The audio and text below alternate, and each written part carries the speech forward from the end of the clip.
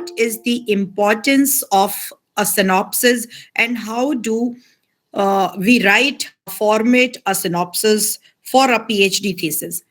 Not only PhD, बहुत सारे ऐसे प्रोजेक्ट होते हैं, बहुत सारे ऐसे रिसर्च पेपर होते हैं जिसमें आपको एक प्लानिंग करनी होती है. जैसे एक आर्किटेक्ट प्लानिंग करता है किसी मकान को निर्माण के पहले, वो एक ब्लूप्रिंट बना लेता है. इसी तरीके से जो भी रिसर्च करने के लिए आप जा रहे हैं, या फिर आप कोई रिसर्च पेपर लिखने जा रहे हैं, या फिर आप अभी पीएचडी के लिए अपनी सिनॉप्सिस बनाएंगे, या अभी आपको एक प्रपोज्ड सिनॉप्सिस बना के देनी है, तो उन सभी चीजों में प्लानिंग का बहुत योगदान होता है. और बिना प्लानिंग के हम लोग एक अच्छी synopsis frame नहीं कर पाते हैं. A synopsis simply is a detailed summary of your research work that will be doing for your doctoral degree. A synopsis is different from an abstract. A synopsis of a research project is a document submitted to an authority or an institution for the purpose. Ethical clearance होना चाहिए, formal registration university, ये सब आपको पता ही है. Peer review, बहुत सारी चीजें जब आप भेजते हैं तो वो पीयर रिव्यू जर्नल में पब्लिश होने के लिए भी जाती है. फाइनेंशियल असिस्टेंस यदि आपको कहीं से मिल रहा है किसी ऑर्गेनाइजेशन से, तो वो भी आपको प्राप्त हो सकती है अगर आपकी सिनॉप्सिस पूरी तरीके से अच्छी प्रकार से फ्रेम्ड है.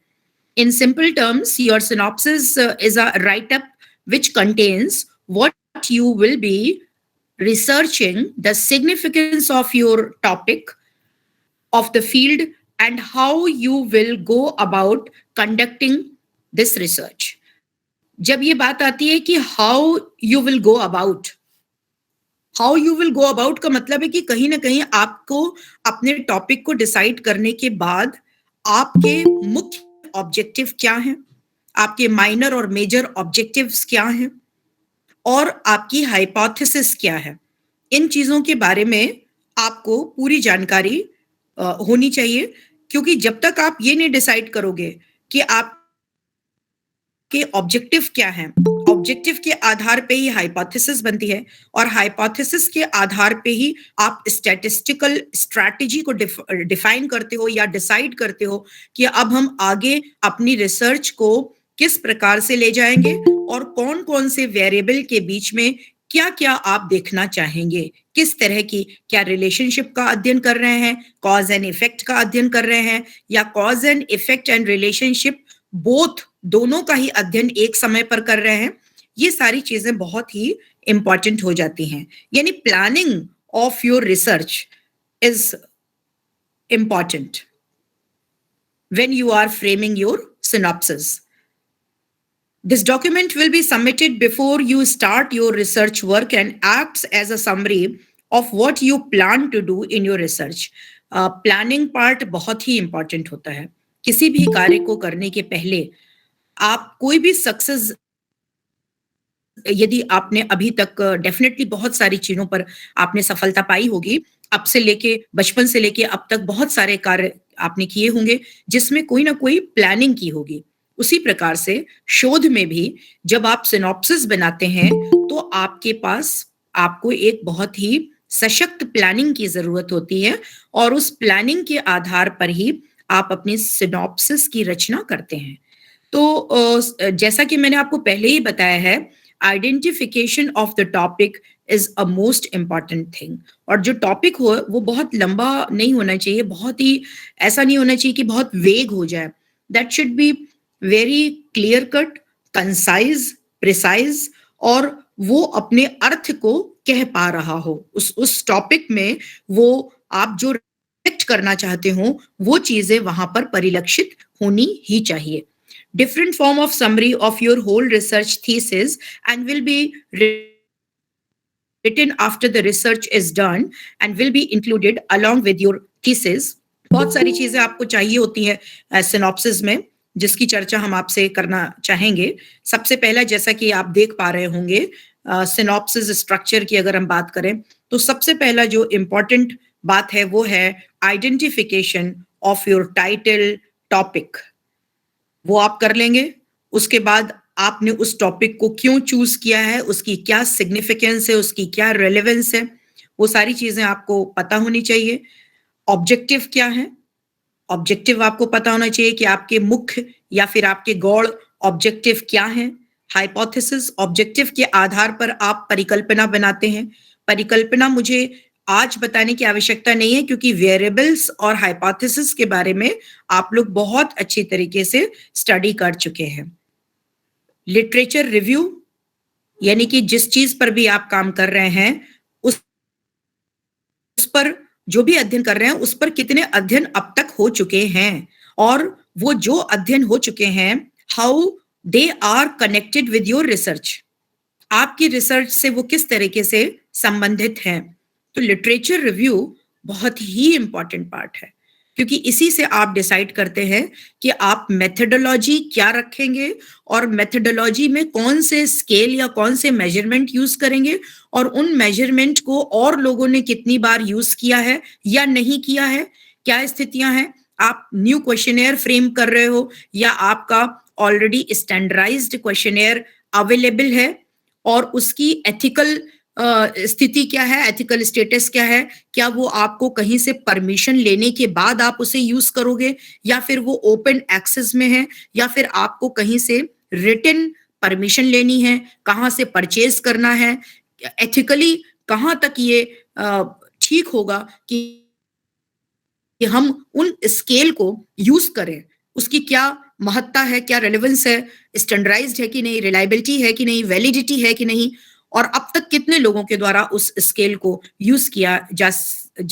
चुका है, उसकी ऑथेंटिक है कि नहीं। इन सारी चीजों पर बहुत ही विचार किया जाता है, और ये प्लानिंग का ही पार्ट होता है। जब आप रिसर्च मेथडोलॉजी बनाते हो तो वो बहुत ही इंपॉर्टेंट पार्ट होती है, क्योंकि उसमें आप ये निर्धारित करते हो कि क्या प्रोसेस आप अडॉप्ट करोगे, कितने समय में इस रिसर्च को आप प्लान कर रहे हो, कितने 6 महीने में, 1 साल में, या कब कौन सी चीजें आप करनी है, कितने समय में आपका डेटा कंप्लीशन कंप्लीट हो जाएगा, कितने समय में आप डेटा के बाद एनालिसिस कर लेंगे, एनालिसिस के बाद में इंटरप्रिटेशन ऑफ द रिजल्ट, ये सब कैसे करेंगे और उसके क्या साधन होंगे। वो सारी चीजें बहुत ही क्लियर पिक्चर आपके मन मस्तिष्क में भी रहनी चाहिए, और साथ ही साथ जब मेथडोलॉजी आप लगाते हो तो मेथडोलॉजी में आप डिसाइड भी करते हो कि क्या क्वेश्चनेयर लगा रहे हैं, उस क्वेश्चनेयर का डिटेल क्या है, वो कितना ऑथेंटिक है, और साथ ही साथ क्या स्टैटिस्टिक्स आप लगाएंगे, और उसके एक्सपेक्टेड आउटकम क्या होंगे। एक्सपेक्टेड आउटकम क्या होंगे, वो जो भी रिसर्च करने की आप सोच रहे हैं उसमें क्या नयापन होगा, उसकी इनोवेशन क्या होगी, उसकी रेलेवेंस क्या होगी, उसके पॉलिसी मेकर्स को उससे क्या सहायता मिलेगी। जो लोग भी इस प्रकार के रिसर्चेस कर रहे हैं उससे समाज की उपादेयता क्या है, सोसाइटल बेनिफिट्स क्या है, क्यों कर रहे हैं, समाज को क्या लाभ है, और जो देश को आगे ले जाने के लिए, देश की प्रगति में आपकी रिसर्च किस प्रकार से भूमिका निभाती है, और पॉलिसी मेकर्स को उससे क्या लाभ हो रहा है। इन सब विषयों का ध्यान रखते हुए आप अपने सिनॉप्सिस की कंस्ट्रक्शन करते हैं, आप उस सिनॉप्सिस को फ्रेम करते हैं, और बहुत ध्यान से करते हैं ताकि कोई भी ऐसी छोटी सी त्रुटि ना हो जाए जो लास्ट में जाकर के आपको फिर से दोबारा से लिखने के लिए या दोबारा से सोचने के लिए मजबूर कर दे। तो पहले ही हम लोगों को केयरफुली बनाना चाहिए, और इसीलिए आपको गाइड भी दिया जाता है ताकि उनका भी मार्गदर्शन आपको प्राप्त हो, ताकि आप सही दिशा में अपने सिनॉप्सिस को बनाए भी और आगे भी ले जा करके एक वृहत रूप से व्यापक कार्य कर सकें। References are also very much important. Can you hear, students? Yes, ma'am. Yes, ma'am. Yes, ma'am. Yes, ma'am. Yes. Okay, I hope इस वक्त तक काफी स्टूडेंट्स जुड़ चुके होंगे। उद्धव, may I know कि क्या कितने लोग जुड़े हैं? 51 members. Only 58 students. ओके, बहुत से स्टूडेंट्स जो अभी भी नहीं जुड़े हैं। मेरे पास रजिस्टर्ड स्टूडेंट 91 है, और मैं देख पा रही हूँ कि अभी भी संख्या कम है, बट कोई बात नहीं, ये एक इम्पॉर्टेंट टॉपिक था, और मुझे लगता है कि ये आप जितना अच्छी तरह समझ पाएंगे उतना ही अच्छी तरह से आप अपनी प्रपोज्ड प्रपोजल या प्रपोज्ड सिनॉप्सिस को कंस्ट्रक्ट कर पाएंगे। रेफरेंसेस देखिए कई सारे स्टाइल में लिखा जाता है। अगर हम साइकोलॉजी की बात करें तो APA style, American psychological association, उन्होंने अपना एक स्टाइल दिया है जिसके कई सारे एग्जाम्पल्स हमने आपको अभी भेजा है। आपने देखा होगा ग्रुप में मैंने शेयर किया है कि किस तरह से रेफरेंसेस को लिखते हैं। उससे रिलेटेड जो जर्नल है, जर्नल में जो पब्लिश हुए हैं उनमें किस तरीके से हम ऑथर का नेम, अगर एक ऑथर है तो कैसे लिखते हैं, और अगर कई सारे ऑथर हैं तो हम किस प्रकार से लिखते हैं, कहाँ पर हमें कॉमा लगाना है, कहाँ पर कोलन देना है, कहाँ पर सेमी कोलन देना है, किस तरीके से हमें ये बताना है कि ये आर्टिकल किस ईयर में पब्लिश हुआ, किस ईयर में पब्लिश हुआ, और साथ ही किस जर्नल में पब्लिश हुआ, और साथ ही उस टॉपिक का क्या नाम है। मतलब जो ये जिस रिसर्च की आप चर्चा कर रहे हैं उस रिसर्च का टॉपिक क्या है। टॉपिक बहुत जरूरी है, कहाँ पब्लिश हुआ, कौन सा जर्नल है, कौन सा वॉल्यूम संख्या है, वो जो जर्नल है उसकी वॉल्यूम संख्या क्या है, और ये तो आप पहले ही लिखे हैं कि कब ये पब्लिश हुआ है, किस पेज नंबर पर पब्लिश हुआ है। तो पेज नंबर्स भी देते हैं, बहुत इंपॉर्टेंट है कि किन पेज नंबर्स पर ये मिलेगा। यानी जब आप रेफरेंस लिखते हैं तो आपको बहुत ही पर्टिकुलर होना होता है कि आप किस स्टाइल में लिख रहे हैं। डेफिनेटली आपको पता ही है जो एपीए स्टाइल है, इसी तरह से अमेरिकन सोशियोलॉजिकल एसोसिएशन भी होता है, ASP, ASA, American sociological association, ASA, तो उनकी भी अपनी एक स्टाइल है, और उस स्टाइल को देखते हुए हमें रेफरेंसेस को कोड करना पड़ता है। ये अल्फाबेटिकल होते हैं। जैसे मान लीजिए आपका टी से आप लिखना चाहते हैं, टी से किसी ऑथर का नाम है तानसेन, मान लीजिए तानसेन आपको लिखना है, तो आपको ये देखना है कि वो किस अल्फाबेटिकल ऑर्डर में ही सारे रेफरेंसेस लिखे जाते हैं, यानी ए बी सी डी से लेके जेड तक, तो उसी ऑर्डर में लिखना है। यानी कि जो नाम ए से है वो पहले आएंगे, उसके बाद बी, उसके बाद सी, एंड सो ऑन। सो ये सब जगह अलग, कहीं पर एमएलए स्टाइल होता है। एमएलए स्टाइल अलग तरीके से होता है जिसमें कि नंबरिंग की जाती है, नंबर दिए जाते हैं। जैसे अगर 1 नंबर दिया गया, जब आप इंट्रोडक्शन लिख रहे हैं तो आपने कोई रेफरेंस को 1 नंबर दिया, तो 1 नंबर का ही रेफरेंस देते हुए लास्ट में आप जब रेफरेंस लिखेंगे तो वो 1 नंबर जो वहां डाला है वही 1 नंबर की डिटेल 1 लिखते हुए आप उसकी पूरी डिटेल को लिखेंगे। तो डिपेंड करता है कि हर जर्नल की, प्रत्येक जर्नल की गाइडलाइन अलग अलग होती है, और हर जगह गाइडलाइन अलग होने के कारण आपको जो रेफरेंसिंग स्टाइल है वो भी अलग अलग करनी पड़ती है। बहुत सारी रेफरेंसिंग स्टाइल है, कोई एक नहीं है। शिकागो स्टाइल है, there are so many style of referencing which you have to study meticulously. बहुत ध्यान से आप उसको देखेंगे, उसके फॉर्मेट को देखेंगे, और उसके अकॉर्डिंग ही आप अपने रेफरेंसेस को लिखेंगे अपने सिनॉप्सिस के लास्ट में। तो सिनॉप्सिस में बस ये रिजल्ट नहीं होता, रिजल्ट एंड डिस्कशन नहीं होता, ये चैप्टर उसमें नहीं होता, बाकी सारी चीजें होती है। कंक्लूजन नहीं होता, क्योंकि कंक्लूजन तो आप लिख ही नहीं सकते, क्योंकि ये तो एक प्रपोज्ड प्लान है। तो रिजल्ट एंड डिस्कशन, कंक्लूजन, ये सारी चीजें नहीं होंगी। ऑफिशियल रिक्वायरमेंट से मतलब है कि जहां आपको ये थीसिस सबमिट करनी है वहां पर उनकी ऑफिशियल रिक्वायरमेंट क्या क्या है, या क्या क्या चीजें उन्होंने शुरू में ही आपको बता दी है कि ये चीजें आपको इस तरीके से सबमिट करनी होगी। मैं देख पा रही हूं कि इन सभी पॉइंट में एथिकल क्लियरेंस अभी नहीं लिखा है, तो एथिकल क्लियरेंस शुरू में ही ले ली जाती है। जब आप अपना टॉपिक डिसाइड करते हो, जब आपका टॉपिक डिसाइड हो गया और आपकी हाइपोथेसिस, ऑब्जेक्टिव, रिव्यू लिटरेचर, ये सब हो गया, तो एथिकल क्लियरेंस भी इंपॉर्टेंट होती है। मान लीजिए आप ऐसे ह्यूमन बीइंग पर काम करना चाह रहे हैं जिनके लिए ये देखा जा रहा है कि इनको कोई हानि तो नहीं पहुंचेगी, या इनके मानवीय मूल्यों को, या ये किसी तरह के बहुत ही क्रॉनिक पेशेंट हैं, बहुत ज्यादा इनको बीमारी है और बहुत ही क्राइसिस की सिचुएशन में ये लोग हैं, तो डेफिनेटली हमें वहां का जो भी बोर्ड होता है, उस संस्था का एक एथिकल बोर्ड होता है, वहां से पहले ही ये परमिशन ले लेनी होती है।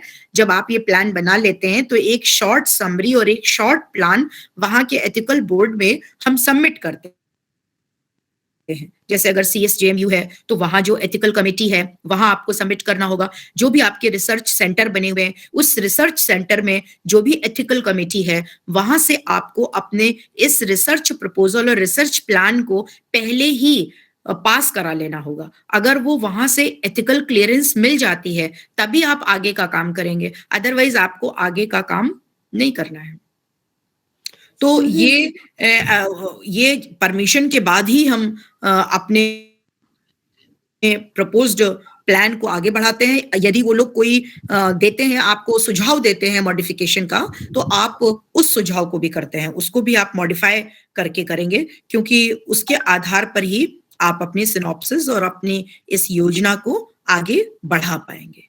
तो यहाँ तक आपको क्लियर है कि नहीं? मैम, एथिकल क्लियरेंस के लिए मतलब अगर हम लोग कोई नॉर्मल सा सर्वे कर रहे हैं जिसमें मतलब नॉर्मल पॉपुलेशन को ऐड कर रहे हैं और इंटरव्यू ले रहे हैं उनका, तो उसके लिए भी क्या हमें एथिकल क्लियरेंस का कुछ मतलब करना पड़ेगा ऐड उसमें, या एथिकल क्लियरेंस करा लेना ज्यादा अच्छा होता है, क्योंकि कितने भी जर्नल में जब आप जाते हैं, जो बड़े रिप्यूट जर्नल हैं, वो ज्यादातर एथिकल क्लियरेंस का सर्टिफिकेट मांगते हैं। तो एथिकल क्लियरेंस एक बार करा लेने से अच्छा होता है। तो वहां की कमेटी ये देख लेती है कि ये एथिकली रिक्वायर्ड है, नहीं है, क्लियर करना है, नहीं करना है। तो वो एक बार देना अच्छा होता है कि आप किस समूह में इंटरव्यू लेने जा रहे हैं। मान लीजिए ट्राइबल्स हैं, या गरीब बच्चे हैं, या उनके माता पिता हैं, या किन लोगों के ऊपर आप करने जा रहे हैं। ये बेहतर होता है कि आप अपने शॉर्ट प्रपोजल, एक बहुत शॉर्ट में, कि आपका टॉपिक क्या है, ऑब्जेक्टिव क्या है और आपकी प्रोसीजर क्या है, वो एक बार लेने से जाना होगा। एक बार लेने से अच्छा होता है कि आप ले लें, क्योंकि कई बार प्रोसीजर ऐसी होती है, कई बार क्वेश्चनेयर ऐसा होता है कि उसमें ही एथिकल रूल्स का वायलेशन हो रहा होता है। तो आप जो क्वेश्चनेयर बनाते हैं, कई बार इतने डायरेक्ट क्वेश्चंस करते हैं, इतना क्वेश्चन ऐसा होगा, ये वो किसी जाति, समूह या किसी व्यक्ति की नैतिक पक्ष को आहत करने वाला यदि है, तो हमें वहीं पर एथिकल कमेटी आपको सुझाव देती है कि इन प्रश्नों को हम लोग दूसरे तरीके से भी फ्रेम कर सकते हैं, ताकि मानवीय संवेदना किसी भी स्तर पर आहत ना होने पाए साक्षात्कार के समय, इंटरव्यू के समय। मैम, एथिकल क्लियरेंस के लिए हमको किसके पास, मतलब कहाँ पे जाना होता है? अरे आप जब ज्वाइन करेंगी कहीं पर, जब आप कोई PhD करेंगी किसी के अंडर, तो वो संस्थान आपको खुद ही आपके गाइड आपको खुद ही बताएंगे कि आप अपनी जो शॉर्ट प्लान है, सिनॉप्सिस है, इसको एथिकल क्लियरेंस के लिए भेज दीजिए। तो he will guide. Her college में इस तरह की एथिकल कमिटीज होती हैं, यूनिवर्सिटी में होती है एथिकल कमिटी, तो वहां आपका ये प्रपोजल जाएगा और वहां से एथिकल क्लियरेंस मिल जाएगी। फिलहाल अभी जो आपको बना रही उसके लिए एथिकल क्लियरेंस की जरूरत नहीं, क्योंकि ये तो एक प्रकार से जस्ट अ प्लानिंग है, आपकी अंडरस्टैंडिंग को देखने के लिए कि आपकी अंडरस्टैंडिंग कितनी है। जी ma'am, thank you. Ma'am, in case हमें सुपरवाइजर्स अलॉट नहीं हुए हैं और हमें कंस्ट्रक्टिव रिसर्च मेथड्स या जो हमारा प्रोसीजर होगा वो डिसाइड करना है, तो उसके लिए फिर हमें क्या करना चाहिए कि हम सारी चीजें पढ़ रहे हैं, रिसर्च मेथड्स के अकॉर्डिंग कंस्ट्रक्ट भी कर रहे हैं, बट हाउ आप अपने अनुसार ही उस चीज को बनाइए। अभी कौन कह रहा है कि रिसर्च गाइड के सुपरविजन में ही बनाइए? आपको जितनी समझ में आ रही है, आप जितना समझ सकते हैं, आप उतनी समझ के अनुसार अपना एक हाइपोथेटिकल सिनॉप्सिस प्रस्तुत कीजिए। ये वो सिनॉप्सिस नहीं है कि इसके आधार पर आपको PhD मिल जाएगी। It is just a hypothetical to know the understanding of yours. Okay ma'am, तो जो हमारा RDC का होगा, मतलब जो इंटरव्यू होता है उस टाइम पे, उससे पहले क्या हमें कुछ ऐसा बताया जाएगा कि इसमें कुछ चेंजेस करने, या अरे ये जो आप बना रहे हैं ये प्योरली हाइपोथेटिकल है। ये टॉपिक आप ऐसा कुछ नहीं कि यही टॉपिक आपका PhD का टॉपिक फाइनल मान लिया जाएगा। ये तो जस्ट आपको इतना कुछ पढ़ाया गया है, इस आधार पर आपसे एक मांगा जा रहा है सिनॉप्सिस। इसका अर्थ यह बिल्कुल नहीं है कि ये जो अभी आप प्रस्तुत करेंगे तो वही आपकी फाइनल होगी। वो तो आप अपने गाइड, जब आपका गाइड अलॉट कर दिया जाएगा उसके बाद आप अपना बनाइए ऑथेंटिक वे से, थैंक यू मैम। उनके निरीक्षण में। मैम उनके सुपरविजन में। मैम एक क्वेश्चन है कि मैम क्या ये जो एथिकल क्लियरेंस है, ये जैसे हमारा जो संस्थान है या जो यूनिवर्सिटी है वहाँ से तो लेना ही पड़ेगा, तो क्या जिस पार्टिसिपेंट पे हम करेंगे तो क्या उनसे भी हमें एथिकल क्लियरेंस लेना पड़ेगा? हाँ, हम लोग रिटन कंसेंट लेते हैं कि आपको किसी प्रकार की दिक्कत तो नहीं है, एक रिटन कंसेंट ले लेते हैं और वो प्रश्नावली में ही शुरू में ही लिखा होता है कि अगर आप कंसेंट देते हैं तो इस प्रश्नावली को आगे भरिए, अदरवाइज ना भरें। Okay, thank you ma'am. Any more questions?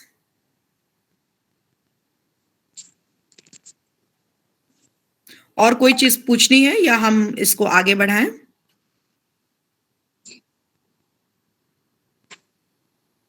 Students, क्या आप सुन पा रहे हैं? मैम हाँ मैडम, आगे बढ़ाइए। Title of your research thesis, the title of your research project should be clearly defined in your synopsis. आपकी synopsis में आपका जो टाइटल होता है आपके प्रोजेक्ट का या थीसिस का या पीएचडी प्रोग्राम का या जिस पर भी आप रिसर्च करना चाह रहे हैं, वो टॉपिक बहुत ही क्लियर होना चाहिए. This will act as a clear indication of what your research is going to be. The title of the research project should be brief, informative होना चाहिए. Sensitization of the title is best avoided. बहुत ज़्यादा sensitization नहीं होना चाहिए. It should be neither too short, neither too long, nor too long. Examples भी आप देख सकते हैं. Slide आपको दिखाई पड़ रही है? Yes, ma'am. Slide देख पा रहे हैं? Yes, ma'am. Okay. Yes, ma'am. So Yes, ma'am. study of intermediate student, ये तो कुछ पता ही नहीं लग रहा है कि इंटरमीडिएट स्टूडेंट के कौन से वेरिएबल्स पर, कौन से एस्पेक्ट पर अध्ययन किया जा रहा है. ये इससे कुछ पता नहीं लग रहा है जो टॉपिक है. और दूसरा टॉपिक है वो इतना ज्यादा लॉन्ग है, the well being of those villagers whose family relatives committed suicide due to social disapproval with money deprivation and isolation. ये भी बहुत ही अजीब तरह का है और बहुत ही लंबा है और इससे कोई चीज पता ही नहीं लग रही है और बहुत वेग है, अस्पष्ट है, अस्पष्टता लिए हुए है. तो इतना लंबा टॉपिक भी नहीं होना चाहिए. इंफॉर्मेटिव हो मतलब उसमें कुछ सूचना मिले, प्रिसाइज हो यानी संक्षिप्त हो, and it states the hypothesis correctly. देखिए, हाइपोथेसिस उसमें आ पाए या ना आ पाए ये कोई आवश्यक नहीं है. ऐसा बिल्कुल मत सोचिएगा कि आपके टॉपिक में हाइपोथेसिस रिफ्लेक्ट होनी ही चाहिए. It's not necessary. नेसेसरी ये है कि वो इंफॉर्मेटिव हो और प्रिसाइज हो, बहुत लंबा ना हो. इंट्रोडक्शन तो आपको लिखना ही होगा सिनॉप्सिस में. Your introduction will contain a summary of the current level of knowledge of your field of research, the gaps in this knowledge and what your research will contribute to fill these gaps. ये gaps से कोई मतलब बताएगा? gaps क्या होता है?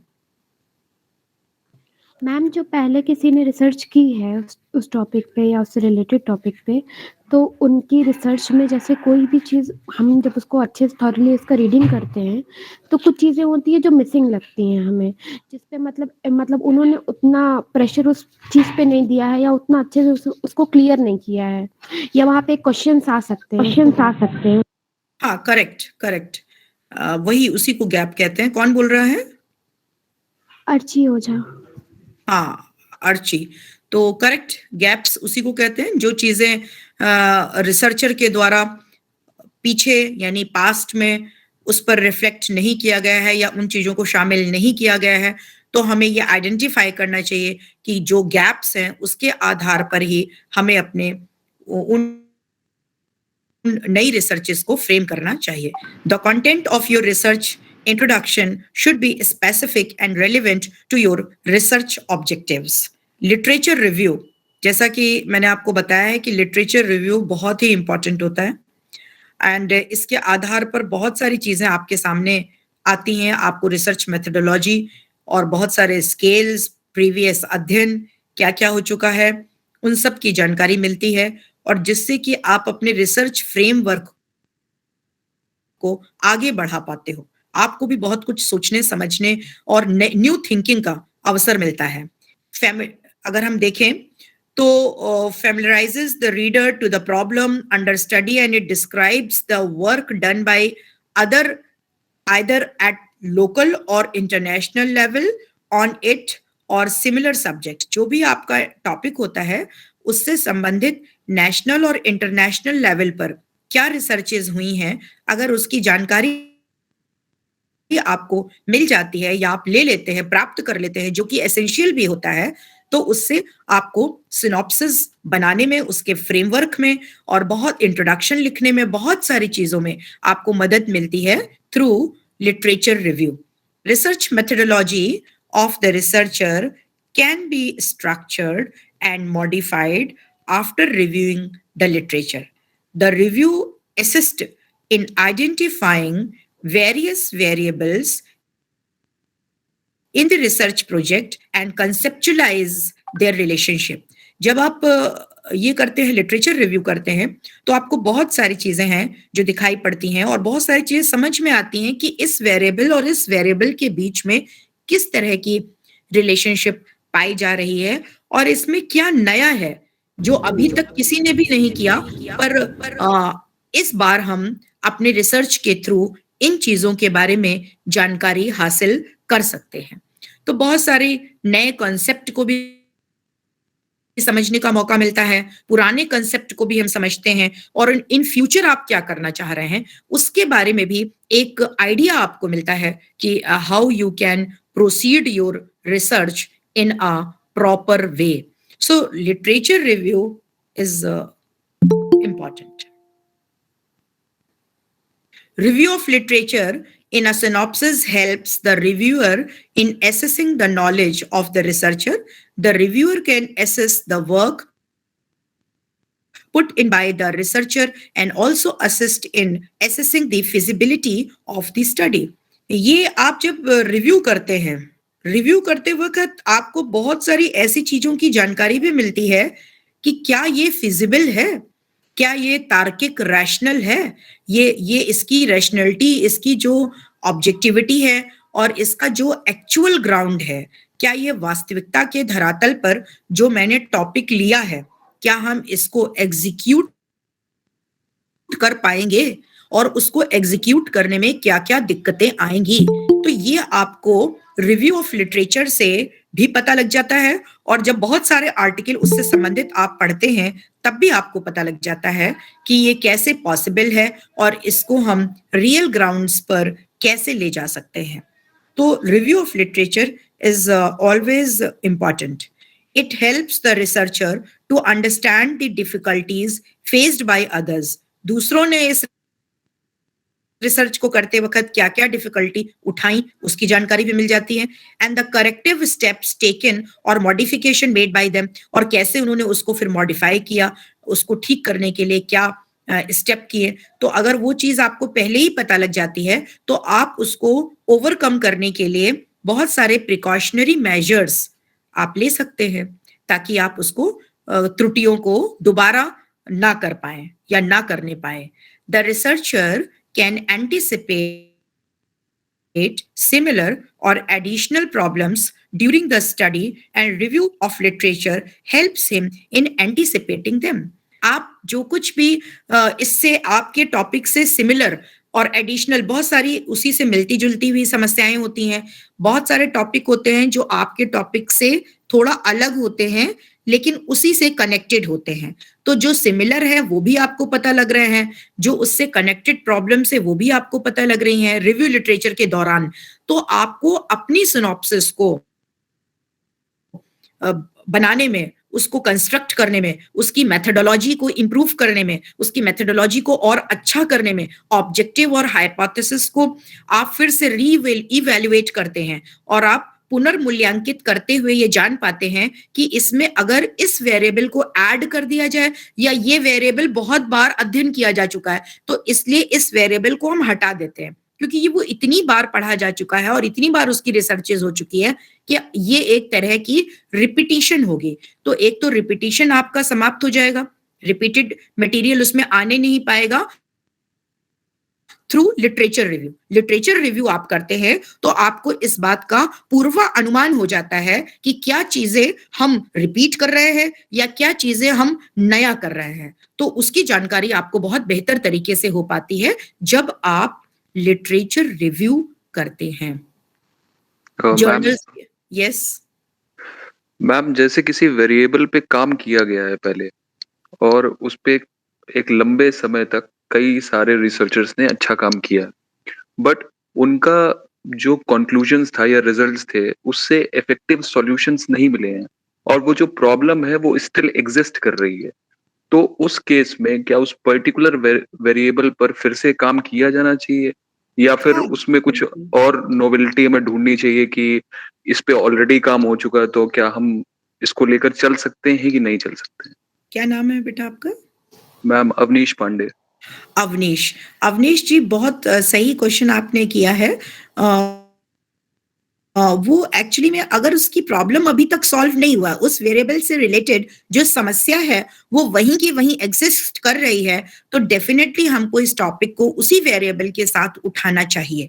और अगर उस वेरिएबल के साथ साथ अगर किसी अन्य वेरिएबल को भी आप स्टडी करना चाहते हो तो आप उसको भी रख सकते हैं, क्योंकि जब तक उस वेरिएबल से रिलेटेड समस्या का समाधान रिसर्च के माध्यम से नहीं मिल जाता है तब तक वह रिसर्च बार बार की जानी चाहिए और कई बार उसको टेकअप करना चाहिए। उसमें नोवेलिटी की बात इसलिए नहीं है क्योंकि जो भी जिन लोगों ने किया वो वहीं पर छोड़ दिया, वो क्वेश्चन वहीं का वहीं स्थिर रह गया, तो इसलिए आप इस टॉपिक को उठा सकते हैं अवनीश जी। ठीक है? Okay, thank you ma'am. So the review of literature in a synopsis need not to exhaustive। जो आपका रिव्यू ऑफ लिटरेचर होता है वो बहुत ज्यादा सिनॉप्सिस की, अगर मैं सिनॉप्सिस की बात करूं तो बहुत ज्यादा लंबा या बहुत वृहत या बहुत व्यापक नहीं लिखना चाहिए। थीसिस में तो लिखना चाहिए, सिनॉप्सिस में एक सर्टेन जो आपके वेरिएबल्स को कंप्लीट करे, जितने भी वेरिएबल्स आपने लिया है उससे संबंधित तो रिव्यू होना ही चाहिए। रिव्यू आपके ऑब्जेक्टिव को भी रिफ्लेक्ट करता है, तो रिव्यूज ऑब्जेक्टिव से संबंधित भी रिव्यू होना चाहिए, आपके हाइपोथेसिस से संबंधित भी रिव्यूज होने ही चाहिए। The relevant information should be covered in about 300 words, quoting 8 to 10 lines, authentic, easily। देखिए ये कोई थंब रूल नहीं है, जैसे मैं आपको अभी बता रही हूँ कि 300 वर्ड्स, तो 300 वर्ड्स इट्स नॉट कि अब ये बिल्कुल अंतिम वाक्य हो गया, ऐसा कुछ नहीं है। ये डिपेंड करता है कि आपकी जो टॉपिक है उसमें कितनी आवश्यकता है और कितना उसमें वृहत रिव्यू की आवश्यकता है, या कौन कौन से वेरिएबल आपने ले रखे हैं, उस वेरिएबल से संबंधित जो रिव्यूज हैं वो लिखने ही लिखने हैं। आपकी ऑब्जेक्टिव क्या है, उस ऑब्जेक्टिव से संबंधित जो रिव्यूज हैं वो आपको लिखने ही लिखने हैं। तो ये ऐसा कुछ नहीं है, ये जस्ट एक तरीका दे रखा है इन्होंने। Recent trends relate to your fields. In this era of information technology, review of literature is literally just a click away. Technology के माध्यम से आप बड़ी चीजों को बहुत तेजी से रिव्यू कर लेते हैं, ऐसा है या नहीं? है मैम। और आप इतने सारा चीज खुल जाता है, इतनी सारी साइट्स आ जाती हैं, इतने सारे पेपर्स आ जाते हैं कि यही नहीं समझ में आता है कि व्हाट टू डू, किनको हम रिव्यूज का हिस्सा बनाएं और किनको हम रिव्यूज का हिस्सा ना बनाएं, क्या हमारे लिए रेलेवेंट है और क्या हमारे लिए इररिलेवेंट है। यानी अब यहाँ पर ये जानना बहुत जरूरी है कि जो भी आप रिव्यू कर रहे हैं वो आपके टॉपिक से कितना रिलेटेड है, रेलेवेंट है और कितना वो वैल्यू रखता है।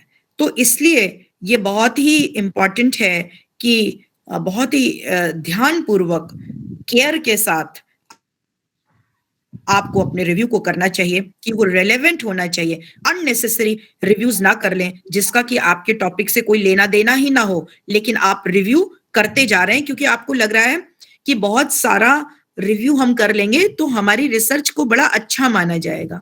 रिव्यू करना अच्छी बात है, लेकिन जो रिव्यू लिटरेचर आप करें that should be relevant also. अगर वो रेलेवेंट नहीं है तो आपके किसी काम का नहीं है। पेजेस भरने वाला जो एक कंसेप्ट है वो तो बिल्कुल ही खत्म हो चुका है।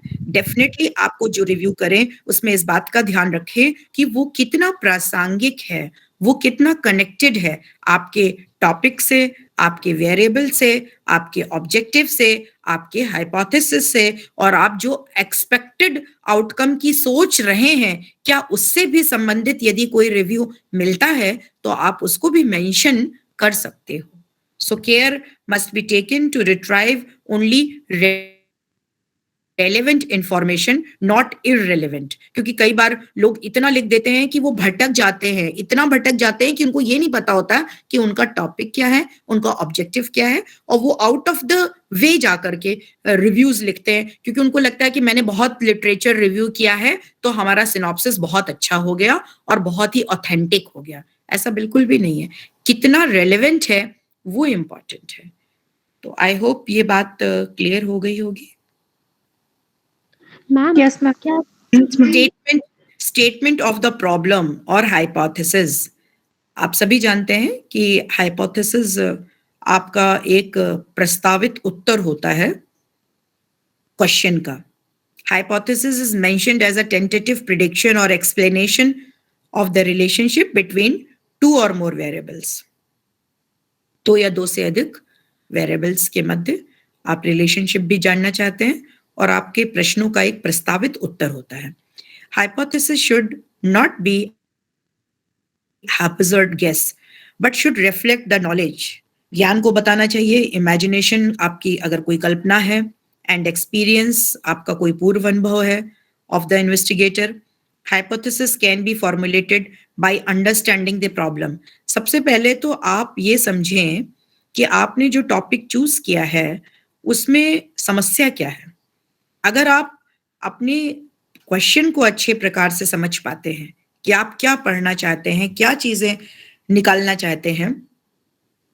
फॉर एग्जाम्पल अगर आप ये देखना चाहते हैं कि जो पॉजिटिव माइंडसेट के होते हैं उनकी मनोवैज्ञानिक इम्यूनिटी और शारीरिक इम्यूनिटी बेहतर होती है, तो अगर आपने फिजियोलॉजिकल और साइकोलॉजिकल इम्यूनिटी को देखना चाहा है सकारात्मकता के साथ, तो व्यक्ति सबसे पहले तो आपको ये स्केल लगाना पड़ेगा कि व्यक्ति सकारात्मक है या नहीं, इसको कैसे पहचाना जाए, इसका स्क्रीन आउट स्केल क्या है। तो पहले तो हमें यही देखना पड़ेगा कि पर्सन पॉजिटिव है या नहीं, इसका कोई स्केल यानी पॉजिटिविटी का कोई स्केल होना चाहिए आपके पास।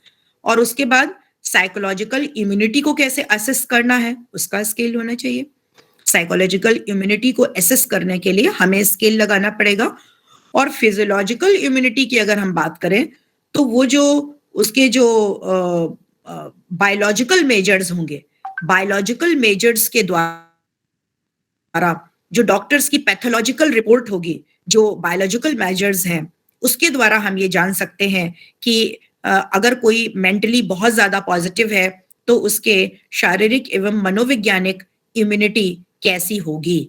तो इसको देखने के लिए आपको कई सारे मेजर्स पर चेक करना होगा, उनकी जो कोरिलेशन है उसको समझनी होगी कि अगर कोई व्यक्ति बहुत सकारात्मक है अपने एटीट्यूड्स में, अपनी अभिवृत्तियों में, अपनी सोच में, यदि वो सकारात्मक है तो उसकी मनोवैज्ञानिक इम्यूनिटी किस प्रकार से होगी, यह एक कोरिलेशनल स्टडी होगी। और आपको यह समझना ही पड़ेगा कि आप किसके और किसके बीच अध्ययन करना चाह रहे हैं। और ऐसा तो नहीं कि यह विषय पहले ही निकल चुका है, पहले ही पढ़ा जा चुका है, और अगर पहले ही समझा जा चुका है और इसकी रिसर्चेस ऑलरेडी विद्यमान है तो इस प्रकार के टॉपिक को दोबारा क्यों लिया जाए। अगर ये ऑलरेडी है तो हमें नहीं लेना चाहिए।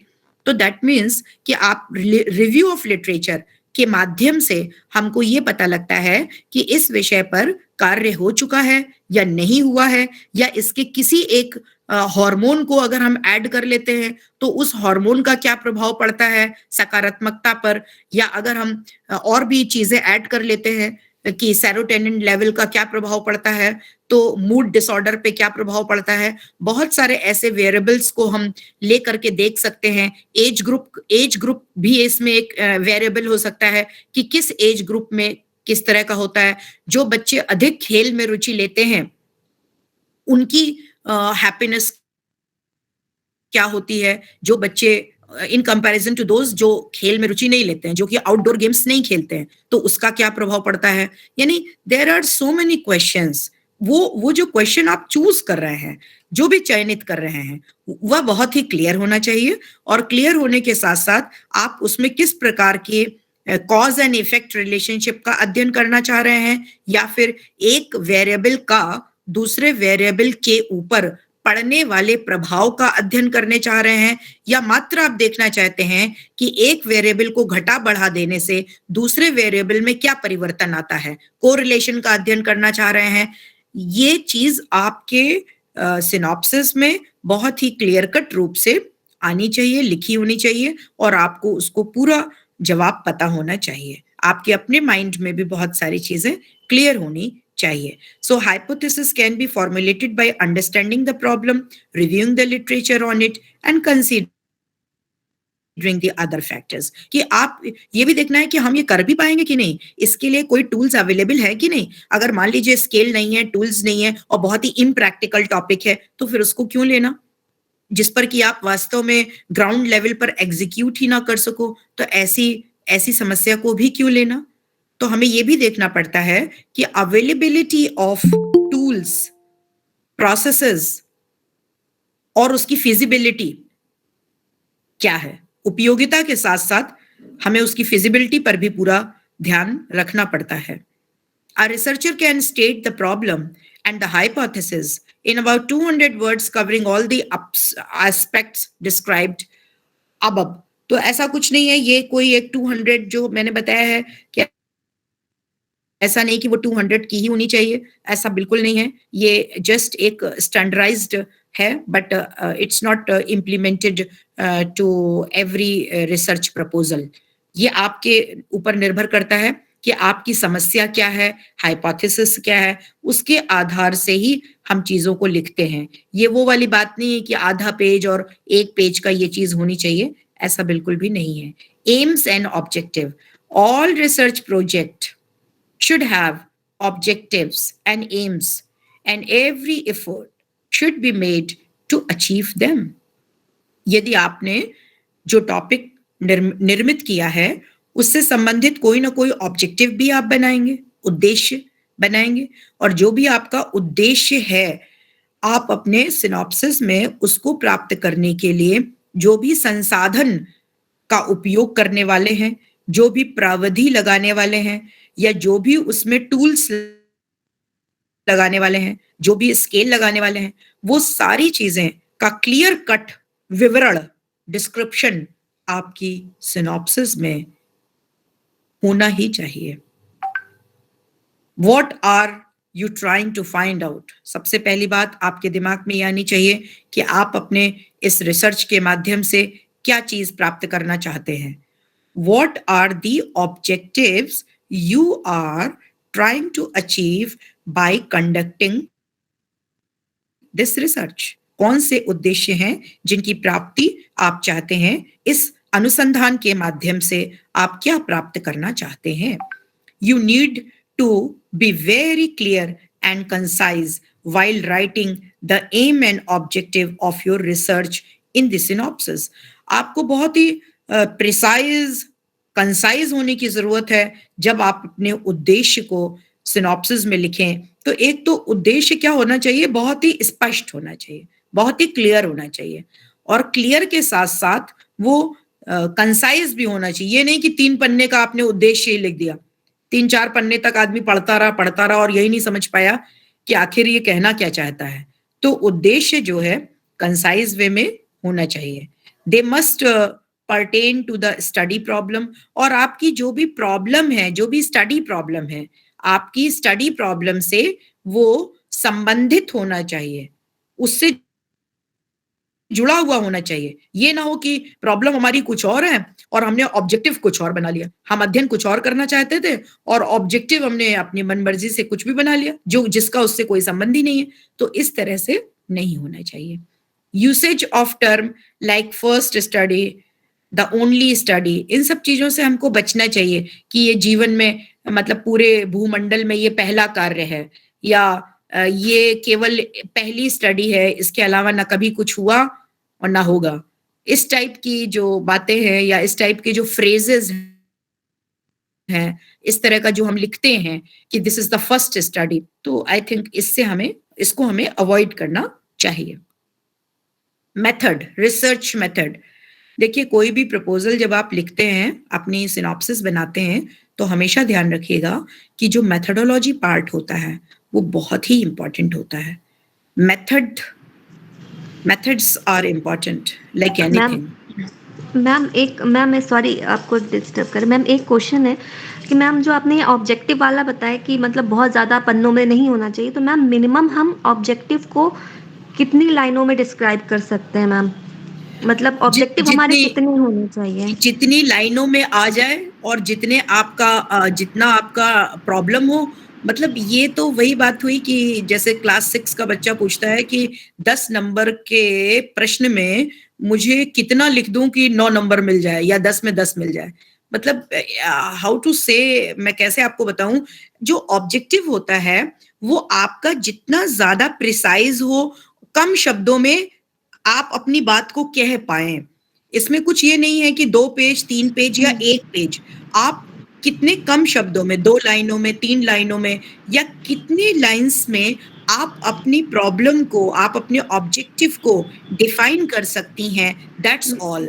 और इससे ज्यादा मैं कैसे बताऊं? नहीं मैम, एक्चुअली मेरा सॉरी क्वेश्चन ये था कि जैसे हमारे ऑब्जेक्टिव मतलब 4 हैं, तो फिर या मैम ऐसा तो नहीं कि 4 ऑब्जेक्टिव बहुत कम है और ज्यादा होने चाहिए ऑब्जेक्टिव? नहीं, आपका एक मैं आपको बता दूं, आप नाम बताइए प्लीज। मैम समरीन नाम है। समरीन, आपका एक ऑब्जेक्टिव ही कई बार बहुत भारी होता है। अच्छा मैम, यही पूछना था। ऐसा कुछ भी नहीं है कि आपको 4 बनाने हैं तो ज्यादा सुंदर दिखाई पड़ेगा, 10 बनाएंगे तो अति सुंदर दिखाई पड़ेगा, ऐसा कुछ नहीं है।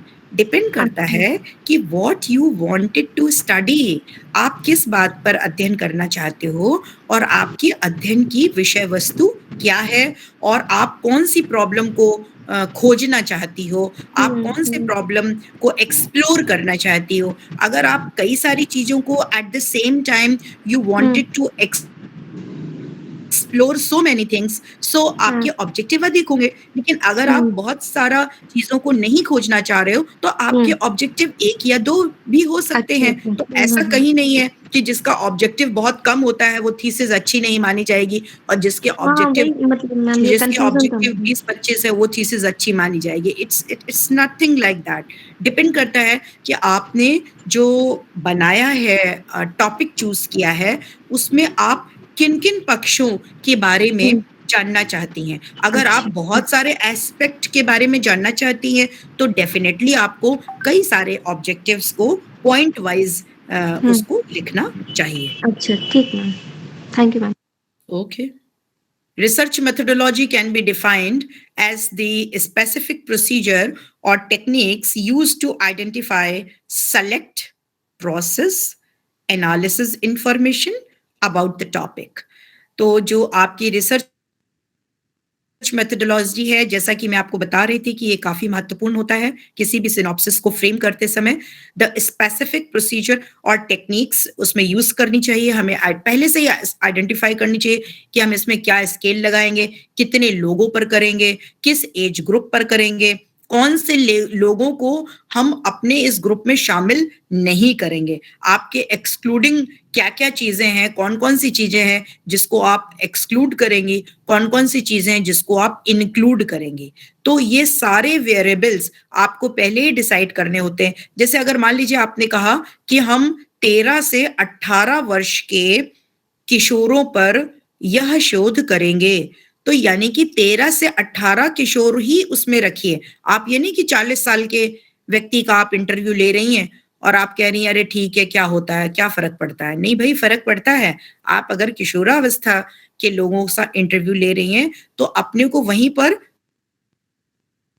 स्ट्रिक्ट कीजिए, अपने को वहीं तक सीमित कीजिए।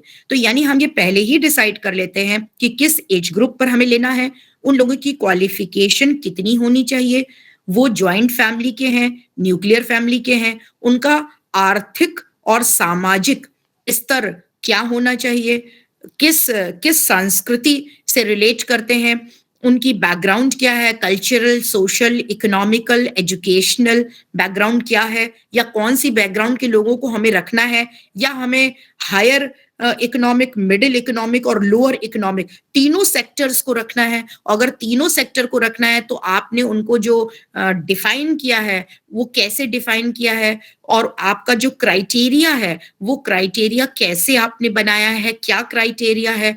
It should be very much decided, pre decided, और हमें अपने वेरिएबल्स को, जो मुख्य वेरिएबल्स हैं, उनको ऑपरेशनली डिफाइन कर लेना चाहिए। क्योंकि आपने अगर लिखा मेंटल हेल्थ तो आपको पता होना चाहिए कि भाई मेंटल हेल्थ से आपका क्या अर्थ है। अगर आपने लिखा सोशलाइजेशन तो सोशलाइजेशन से आप क्या कहना चाहती हैं, तो आप उसको ऑपरेशनली डिफाइन करना बहुत महत्वपूर्ण होता है। क्योंकि जब तक आप ऑपरेशनली नहीं डिफाइन करेंगे तब तक किसी लेमैन को ये नहीं समझ में आएगा कि आखिर आप इस किस संदर्भ में इस रिसर्च को अध्ययन कर रही हैं। तो यानी कि जो भी वेरिएबल आप लेती हैं उनका अर्थ आपके अनुसंधान की दृष्टि से, आपके शोध की दृष्टि से उस पर्टिकुलर वेरिएबल का क्या अर्थ होगा, you have to define in your introduction, in your conceptual framework. आपको शुरू में ही बताना पड़ेगा।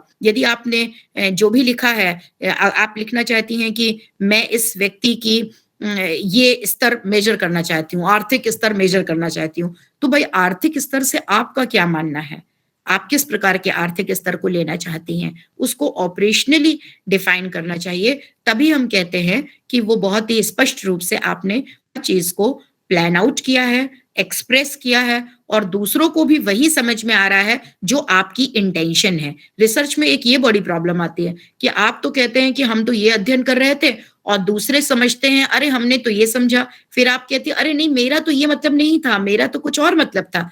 तो आपका जो कुछ भी मतलब है that should be operationally defined so that दूसरे लोग भी वही समझ सकें जिस इंटेंशन से आप अपने रिसर्च को आगे बढ़ाना चाहेंगी। एंड एनालाइज द इंफॉर्मेशन, आप सारी इंफॉर्मेशन को विश्लेषित कीजिए, एनालाइज करिए रिगार्डिंग योर टॉपिक, जो कुछ भी आपका टॉपिक है उसके आधार पर या उसके संदर्भ में। In your synopsis, you need to include the outline of your research process, how you will be doing your research. आप अपने रिसर्च को कैसे करेंगी, उसमें क्या प्रोसेस अडॉप्ट करेंगी। जैसे कई बार लोग प्री एंड पोस्ट रिसर्चेस करते हैं, कई बार लोग 3 महीने तक उसका ऑब्जर्वेशन इंडिपेंडेंट वेरिएबल दे करके करते हैं, 3 महीने तक किसी एक ग्रुप को कंट्रोल ग्रुप में रखते हैं, और 3 महीने तक किसी तीसरे ग्रुप में वो किसी भी प्रकार का इंडिपेंडेंट वेरिएबल नहीं देते हैं, या एक इंडिपेंडेंट वेरिएबल ना देके बहुत सारे इंडिपेंडेंट वेरिएबल को देते हैं। तो ये जो 3 ग्रुप साइमल्टेनियसली आपने बनाए, उसमें आप क्या क्या प्रभाव देखना चाह रही हैं, क्योंकि हर ग्रुप एक अलग तरीके से रिएक्ट करेगा। जब आप किसी को एक उद्दीपक देंगी, स्वतंत्र चर देंगी, और दूसरे को कुछ नहीं दे रही हैं, और तीसरे को कई सारे इंडिपेंडेंट वेरिएबल दे रही हैं, तो डेफिनेटली तीनों ग्रुप के जो रिएक्शन होंगे वो अलग अलग तरीके से होंगे। तो आपको ये शुरुआत में ही जब आप अपनी मेथोडोलॉजी लिख रही हैं, प्रोसेस लिख रही हैं, प्रोसीजर लिख रही हैं, तो आप अपना प्रोसीजर लिखते वक्त ये चीजें बहुत ही क्लियरली डिफाइन करें कि कैसे आप इसका अध्ययन करेंगी, या कितने से कितने समय तक करेंगी। ये स्टडी आपकी 6 महीने की है, 1 साल की है, या लॉन्गिट्यूडनल है, कई वर्षों तक आप इसके कई समय पर 6 महीने बाद आप ऑब्जर्वेशन करेंगी, फिर आप 7वें महीने में करेंगी, और फिर आप 12वें महीने में करेंगी ऑब्जर्वेशन।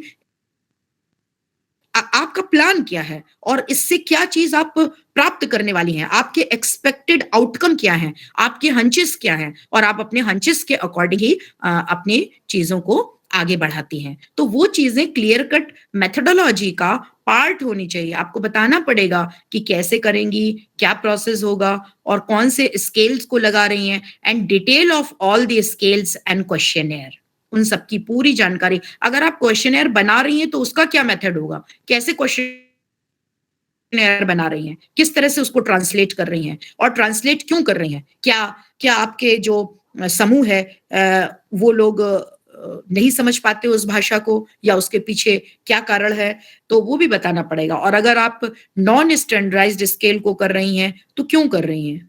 क्या कारण आ गया कि वो नॉन स्टैंडर्डाइज्ड है? आप कौन सी स्टैटिस्टिक्स यूज कर रही हैं, पैरामेट्रिक या नॉन पैरामेट्रिक? किस प्रकार के स्टैटिस्टिक्स को आप यूज करेंगे?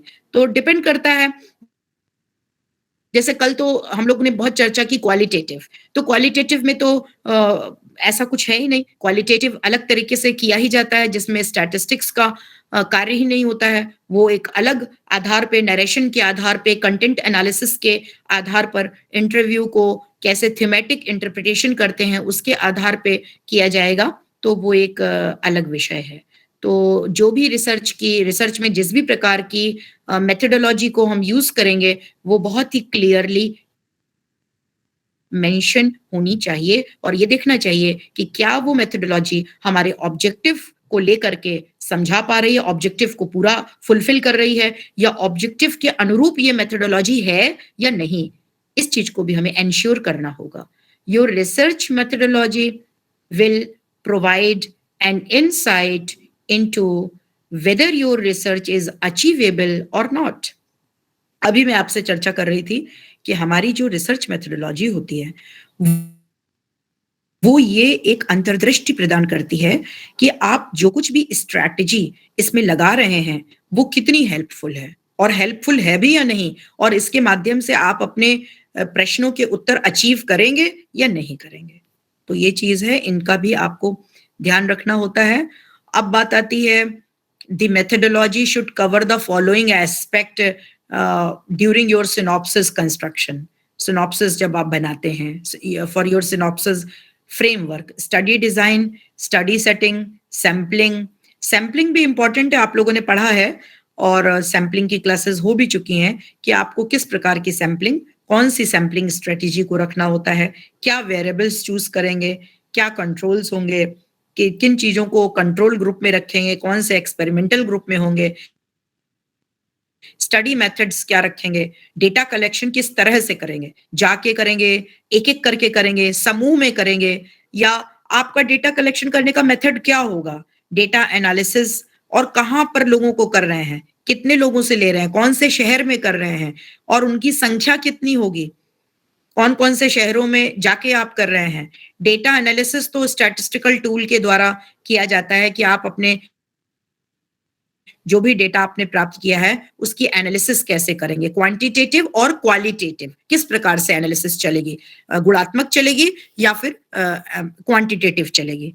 तो एथिकल क्लियरेंस ये तो आप लेते ही लेते हो, ये तो शुरू में ही आप ले लेते हो। जब अपना प्रपोजल, आपका टेंटेटिव प्रपोजल जब बन जाता है तो जो भी एथिकल कमेटी होती है उसके सामने आप अपने टेंटेटिव प्रपोजल को रख देते हो ताकि वो देख ले कि जो भी आप स्केल वगैरह लगा रहे हो उससे जिन लोगों के ऊपर आप लगा रहे हो उससे उनके नैतिक पक्ष को किसी भी तरह की हानि नहीं पहुंच रही है।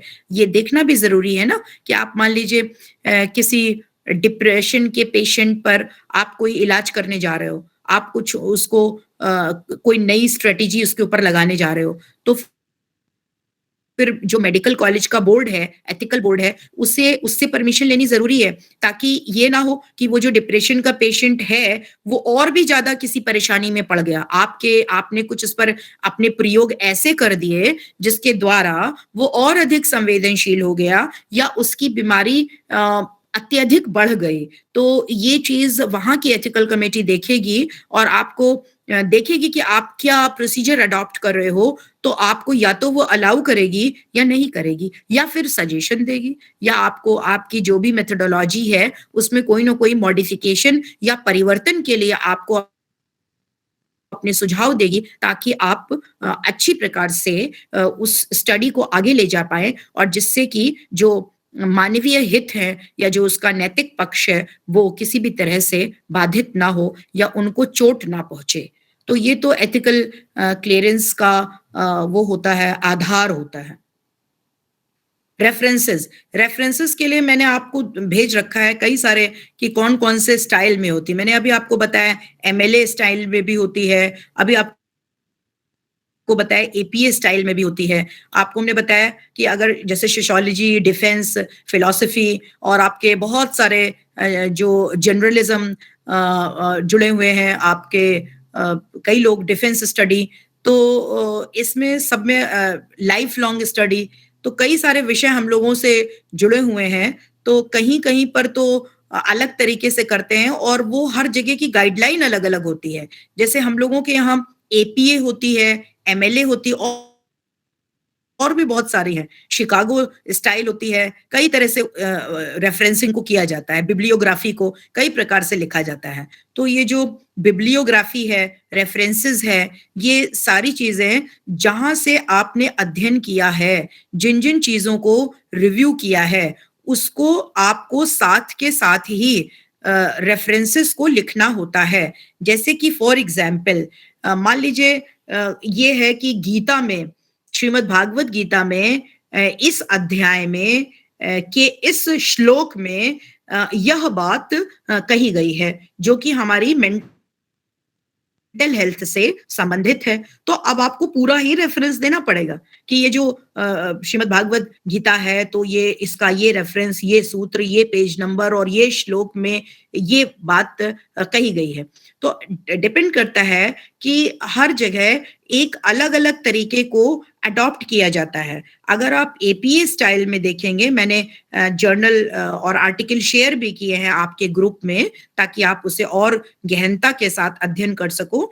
तो उसमें क्या होता है कि कभी कभी एक ही ऑथर होता है और कभी कभी एक से अधिक ऑथर होते हैं। तो आप कहाँ पर एटॉल लगाते हो, कहाँ पर नहीं लगाते हो, कहाँ पर 2 या 3 नाम लिख के, अगर 8-10 लोग हैं तब कहाँ पर हम किस तरह से लिखेंगे, और कहाँ पर हम पहले नाम लिखेंगे, फिर बाद में वो कब पब्लिश हुआ, कौन से जर्नल में पब्लिश हुआ, उसका क्या टॉपिक था, कौन से वॉल्यूम नंबर में था, और ISSN नंबर उसका क्या है, तो ये सारी पेज नंबर क्या है, ये सारा रेफरेंस में हम लोग मेंशन करते हैं और ये बिल्कुल ही जरूरी होता है। इसके बिना आप नहीं कर पाते हो, आगे नहीं बढ़ पाते हो। तो लिटरेचर रिव्यू बहुत इंपॉर्टेंट है। लेकिन जब हम लिटरेचर रिव्यू कर रहे होते हैं, एट द सेम टाइम हमको क्या करना होता है, लिटरेचर रिव्यू के साथ साथ बहुत ही इंपॉर्टेंट होता है कि हम रेफरेंसेस को लिखते चले।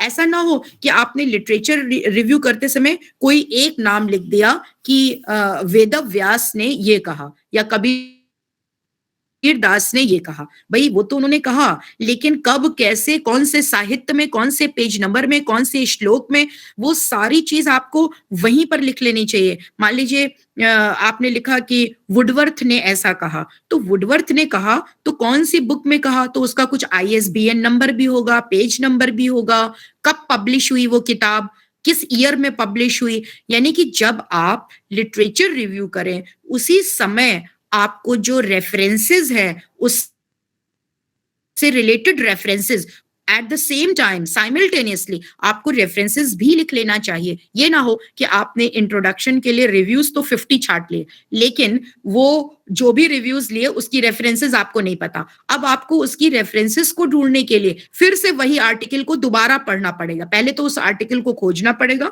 उसके बाद दोबारा पढ़ना पड़ेगा, उसके बाद उसमें से वो करना पड़ेगा, छाटना पड़ेगा, सेलेक्ट करना पड़ेगा। आप एक एक रिव्यू को सेलेक्ट करोगे कि एक एक रेफरेंस को सेलेक्ट करोगे according to your review you will again and again select the same references which you have coded in your introduction, methodology, discussion, conclusion and wherever it needs, जहां भी इसकी आवश्यकता होती है आप कहीं ना कहीं अपना लिटरेचर रिव्यू को कहीं ना कहीं आप रखते हो, आप उसको प्रदर्शित करते हो, उसको ऐड करते हो। तो डेफिनेटली लास्ट में जाकर के जब आपको रेफरेंसेस और बिब्लियोग्राफी लिखनी होती है तो आपको उन चीजों की, उन संदर्भों की पुनः आवश्यकता होती है। तो बेहतर यही होता है कि जब हम लोग कहीं का लिटरेचर रिव्यू करते हैं तो साथ के साथ हम रेफरेंसेस को हम लोग लिख लेते हैं ताकि बहुत ज्यादा चीजें सिस्टम में रहती हूँ और ज्यादा वो समझ में आती हैं। तो मेरा जो विषय रहा है, जो मैं अभी तक बताना चाह रही थी सिनॉप्सिस के बारे में, तो मुझे लगता है कि सिनॉप्सिस के बारे में जो मेन पॉइंट्स थे वो हमने आपको बता दिया है कि आपको सबसे पहले तो टॉपिक आइडेंटिफाई करना होगा। टॉपिक, जब आपका टॉपिक डिसाइड हो जाए कि भाई हमारा ये टॉपिक है, तो डेफिनेटली आपको उसकी ऑब्जेक्टिव के बारे में पता होना चाहिए, यानी कि आप इंट्रोडक्शन लिखेंगे। टॉपिक लिखने के बाद आप इंट्रोडक्शन लिखेंगे।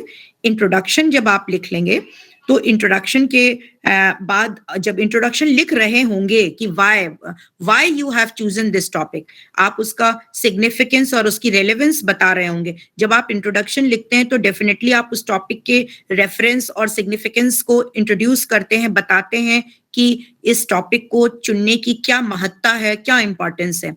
और उसके बाद आप डेफिनेटली ऑब्जेक्टिव बताएंगे। ऑब्जेक्टिव के बाद आप हाइपोथेसिस बताएंगे। हाइपोथेसिस भी जब आपने लिख लिया तो आप रिव्यू लिटरेचर, जिसको लिटरेचर रिव्यू कहते हैं, लिटरेचर रिव्यू करेंगे। जो भी टॉपिक आपने लिया उसका लिटरेचर रिव्यू करेंगे। और लिटरेचर रिव्यू भी जब आपने लिख लिया तो उसके बाद आप थर्ड नंबर पे आप लिखेंगे मेथोडोलॉजी। मेथोडोलॉजी जो भी आपने अडॉप्ट की है, मेथोडोलॉजी आप लिखेंगे। मेथोडोलॉजी के अंतर्गत आपने जो सैम्पलिंग है और साथ ही साथ आप क्या प्रोसीजर अडॉप्ट कर रहे हैं, क्या स्टैटिस्टिक्स आप लगा रहे हैं, वो सारी चीजें आ जाएंगी, मेथोडोलॉजी का पार्ट हो जाएगा। और वैसे अगर आप रियल उसमें जा रहे होते तो रिजल्ट एंड डिस्कशन आता है, फिर कंक्लूजन आता है, फिर उसके इम्प्लीकेशंस आते हैं, फ्यूचर इम्प्लीमेंटेशन आता है, बहुत सारी चीजें आता है। लेकिन फ्यूचर इम्प्लीमेंटेशन या जो हम लोग इम्प्लीकेशन की बात करते हैं या सोसाइटल बेनिफिट्स की बात करते हैं, तो मेथोडोलॉजी के बाद हम सोसाइटल बेनिफिट्स को बता सकते हैं। अगर आप अभी तो प्रपोजल दे रहे हो तो प्रपोजल देने में आप जो सोसाइटल बेनिफिट्स हैं, सोसाइटी को इससे क्या उपयोगिता है, या पॉलिसी मेकिंग किस तरह से ये राष्ट्र के निर्माण में कोई एक पॉलिसी मेकिंग में हेल्प कर सकती है, वो भी आप सिनॉप्सिस में बता सकते हो। और लास्ट में आप लिखोगे रेफरेंसेस, यानी कि इस सिनॉप्सिस को लिखने के समय या लिखने में आपने कौन से संदर्भ ग्रंथों का एनालिसिस किया, पढ़ाई किया, रिव्यू किया, तो वो कौन से संदर्भ ग्रंथ थे या आपने क्या क्या लिटरेचर रिव्यू किया, वो लास्ट में जाकर के आप रेफरेंसेस लिखते हो। और रेफरेंसेस लिखने के बाद आपकी ये जो सिनॉप्सिस है ये कंप्लीट मानी जाएगी। और यही कुछ स्टेप्स होते हैं जिसके माध्यम से आप सिनॉप्सिस को लिख सकते हैं।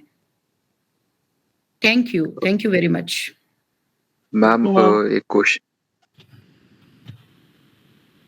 एक क्वेश्चन था मेरा।